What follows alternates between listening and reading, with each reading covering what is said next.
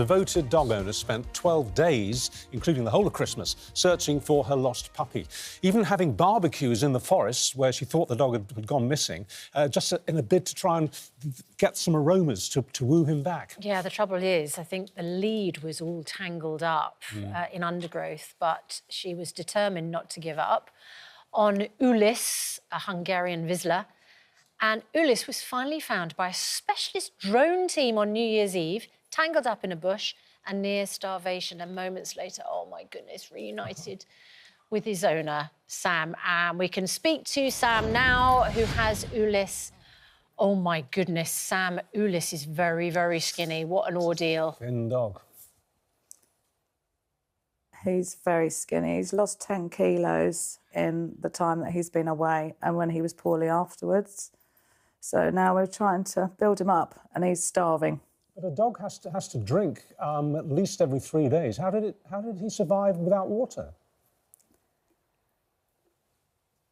It rained so much over the time that he was away. He was just drinking off of leaves, eating twigs, eating sticks, just to survive, really. And it was lucky that we did have the rain so that it did keep him going. Sam, tell us about when Ulysse went missing. Were you out walking and did he run away or did you let him off his lead? He'd been out for a lovely walk in the morning, excuse me. He was on his way back home and something spooked him and he literally bolted with his lead attached to him.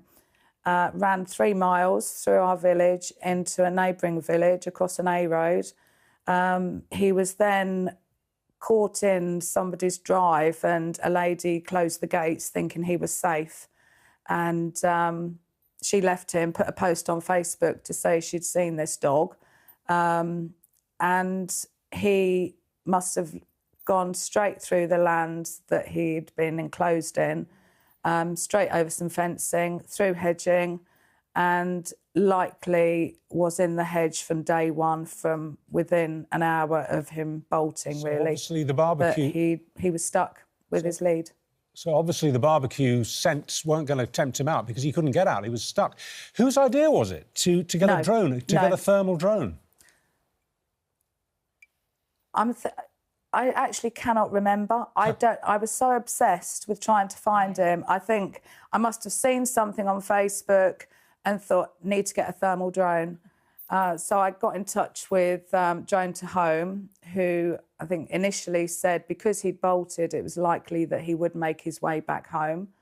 They were aware that there was a lead on him, but we really did think that he would try and trek back home. But those days were just the longest time, and I didn't really want to think that he was caught up. Do you know what? Whenever my cat Suki's gone missing, it's always the thought that they're trapped somewhere and that you can't go and rescue them. That absolutely grips your heart, doesn't it? It's not actually the fact that the pet might have died. It's that they're trapped and you can't rescue them. I tried to not think about that because that was just going to be the worst scenario.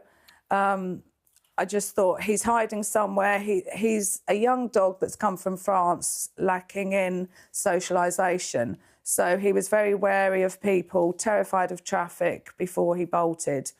So the thought that he was hiding somewhere and just coming out at night was probably the best case scenario for him. And we were just waiting for someone to sight him. So the way this works is the drone, as we said, has a thermal heat seeker on the front of it. And it's not that it spots the shape of the dog, it picks up the heat and then goes in close and then you can actually see the dog. So when it picked up the heat, at least you knew that he was still alive because he was warm. Yeah.